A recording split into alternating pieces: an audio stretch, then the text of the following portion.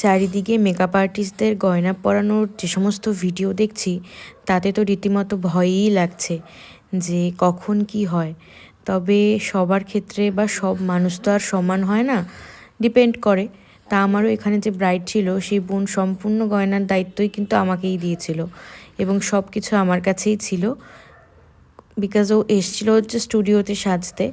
তো ওকে আমি এখানে একটা একটা করে জুয়েলারিগুলো পরিয়ে দিচ্ছি, তোমরা দেখতেই পাচ্ছ। সত্যি বলতে জুয়েলারিগুলো ভীষণ ভীষণ সুন্দর ছিল। ও অনেকগুলো জুয়েলারি পরতে চায়নি, তো সেই রকমভাবেই ওই জুয়েলারিগুলো তৈরি করেছিল। তোমরা দেখতেই পেরেছো, আমি অলরেডি ওর লুকটা শেয়ার করেছি আগে। তো ওভারঅল ও যে কানের এবং গলার যে সেটটা বানিয়েছিল, ওকে সত্যিই ভীষণ ভীষণ সুন্দর লাগছিল দেখতে। আর বোন অনেকটাই ছোট আমাদের থেকে, ভীষণ মিষ্টি এবং মিষ্টি স্বভাবের একটা মেয়ে। সব মানুষ কিন্তু সমান হয় না।